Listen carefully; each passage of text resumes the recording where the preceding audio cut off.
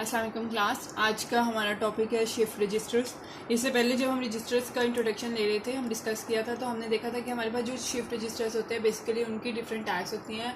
आपके पास जो डाटा होता है वो सीरियल इन सीरियल आउट हो रहा होता है, सीरियल इन पैरेलल आउट हो रहा होता है, पैरेलल इन सीरियल आउट हो रहा होता है and parallel in and parallel out हो रहा होता है। ये डिफरेंट टाइप्स ऑफ डाटा जो है आपके पास इन एंड आउट हो रहा होता है हमारे पास। आज हम डिस्कस करेंगे shift registers serial in serial out को इस वीडियो में। अच्छा, बेसिकली आपके पास जब डाटा है वो शिफ्ट कर रहा होता है towards right and towards left, ठीक है। इस केस में हमारा जो डाटा है वो टुवर्ड्स राइट शिफ्ट कर रहा है।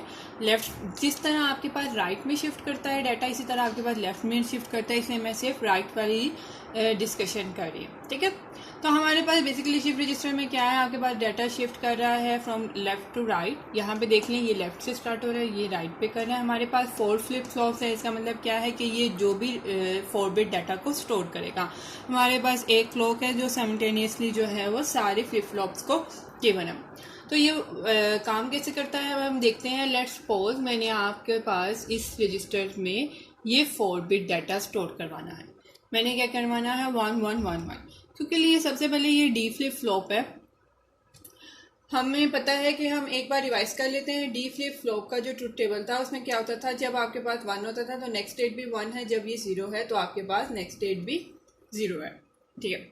इनिशियली अभी मैंने देखा है हमारे पास Q3, Q2, Q1, Q0, Q3 इन सब की वैल्यूज क्या है, इस टाइम पे आपके पास 0 है।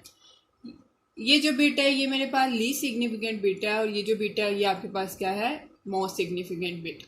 सबसे पहले मैं आपके इस फ्लिप फ्लॉप पे इस रजिस्टर में आपके पास फर्स्ट इनपुट देती हूँ, ये वाली 1। इनिशियली हमारे पास Q3, Q2, Q1 and Q0 क्या है, 0 है। अब मेरे पास फर्स्ट फॉलोइंग एज आई है, इसमें आपके पास इनपुट आई है 1, तो D3 1 है, तो Q3 आपके पास क्या हो गया यहाँ पे 1। D2 क्या है, Q3 के साथ कनेक्टेड है जो कि पहले 0 था। ये D3 1 है, Q3 1 हो गया। यहाँ पे D2 क्या हो गया, Q3 से कनेक्टेड है Q2। D1 क्या है, वो Q2 से कनेक्टेड है, और D0 क्या है, Q1 से कनेक्टेड है। इसका मतलब क्या है, आपके पास D2, D1 और D0 की जो इनपुट है वो आपके पास क्या होगी, 1 0 0 0। तो इस टाइम पे मेरे पास जो इनिशियली आउटपुट थी Q3, Q2, Q1, Q0, इनको मैं हटा रही हूँ। अब हमारे पास इनपुट क्या आ रही है, 1 0 0 0। अब मुझे फाइंड आउट करना है फर्स्ट फॉलोइंग एज के लिए आपके पास आउटपुट। यहाँ पे 1 है तो Q3 क्या होगी 1, इसकी 0 है, इसकी 0 है, और यहाँ पे D0 0 है। Q0 क्या होगा, 0 कैसे पता है, इस ट्रूथ टेबल से पता चला। तो हमारे पास Q3, Q2, Q1, Q0 की वैल्यू क्या आई है, 1 0 0 0। सो अब हम देखेंगे हमारे नेक्स्ट फॉलोइंग एज के लिए आपके पास Q3 की वैल्यू 1 है। अब जो Q3 है वो किससे कनेक्टेड है आपके पास, D2 से, तो D2 की वैल्यू क्या होगी 1। Q2 कनेक्टेड है D1, ये 0 होगी, ये भी 0 होगी।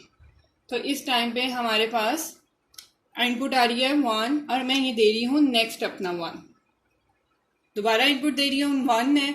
यहाँ पे ये 1 था तो ये इसके पास शिफ्ट हो गया, 1 हो गया। यहाँ पे 0 था तो इसके पास शिफ्ट हो गया, यहाँ पे 0 था तो ये इसके पास शिफ्ट हो गया। अब आपके पास क्या आ गया, आपके पास D3 की वैल्यू 1, D2 की वैल्यू 1 0 0।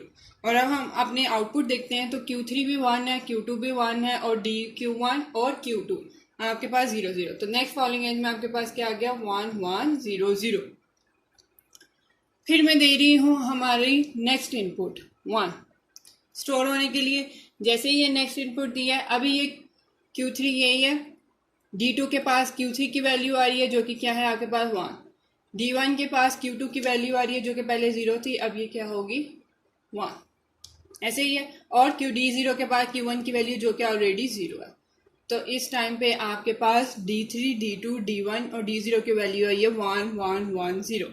इस केस में ये इस फॉलोइंग एज में हम Q3, Q2 की वैल्यू डिटरमिन करते हैं, तो इसके पास होगी 1, ये आ गई 1 1, और D0 अभी भी 0 तो 0। तो आपके पास Q3, Q2, Q1 और Q0 की वैल्यू होगी 1 1 1 0। अब मैं नेक्स्ट बिट दे रही हूँ अपनी इसके पास इनपुट में, ये फिर 1 है। नेक्स्ट फॉलोइंग एज है, इस टाइम पे हम इनपुट्स देखते हैं। Q3 की इनपुट है 1, तो ये D2 में भी 1 की, Q2 1 है तो D1 भी 1, Q1 1 है तो अब D0 भी क्या होगा आपके पास 1। ऐसे ही है।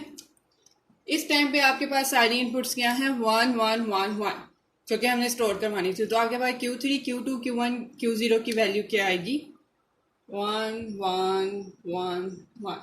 अगर आप देखें तो जब मैंने आपको रिंग काउंटर करवाया था तो वो भी कुछ इसी तरह वर्किंग स्टेट में आया था।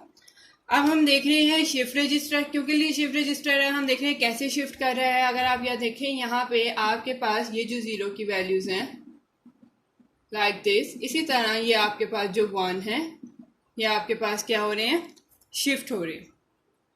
तो हम एज अ क्लॉक पल्स इसको डिस्कस करते हैं। हमारे पास 4 बिट्स हैं, मैं यहाँ पे 4 क्लॉक पल्सेस बना रही हूँ और मेरे पास D इनपुट क्या है आपके पास स्टार्टिंग एज के लिए, तो वो जब तक वो नेगेटिव एज में नहीं आता तब तक तो वो लो थी, लेकिन जैसे ही आया तो हमारे पास हमने 1 1 1 स्टोर करवाना था, इसलिए आपके पास क्या इनपुट आ गया 1 1 1। ठीक है, इसलिए मैंने इसको ट्रू कंडीशन रखी है। अब हम देख रहे हैं हमारे Q3 की आउटपुट।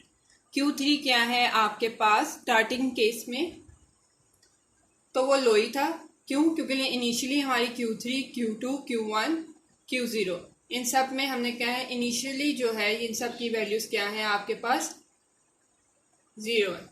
ऐसे ही है। अब हम देख रहे हैं Q3 की वैल्यू, तो हम Q3 की वैल्यू देखते हैं।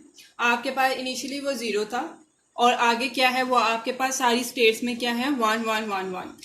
तो आपके पास इनिशियली 0 है और आगे वाली सारी स्टेट्स में नेक्स्ट एज तक वो आपके पास क्या है 1 1 की कंडीशन है।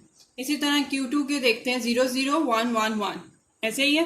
तो अब आपके पास क्या है स्टार्टिंग में 0 था, इस नेगेटिव एज ट्रिगर तक भी 0 था, इसके बाद जो है वो अगले नेगेटिव एज ट्रिगर पे 1 1 1।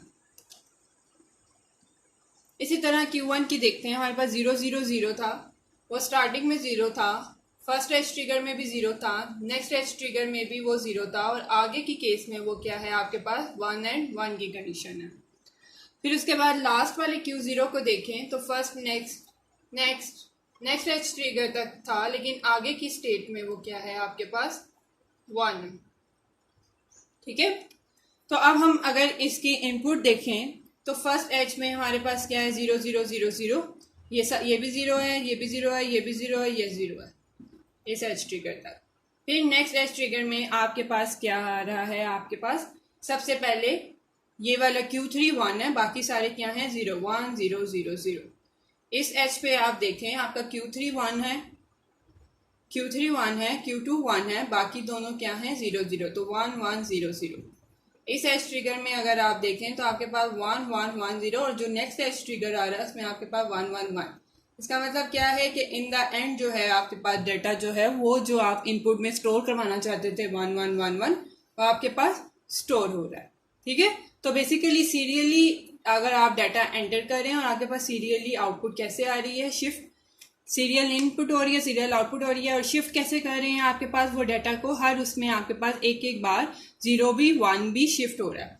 अगर आप देखें पहले 0 0 1 0 फिर 1 1 फिर 1 इस तरह करके आपके पास एक एक वैल्यूज जो है आपके पास शिफ्ट हो रही है। तो इस तरह शिफ्ट रजिस्टर वर्क करता है। नेक्स्ट हम देखेंगे serial in parallel out. Thank you so much.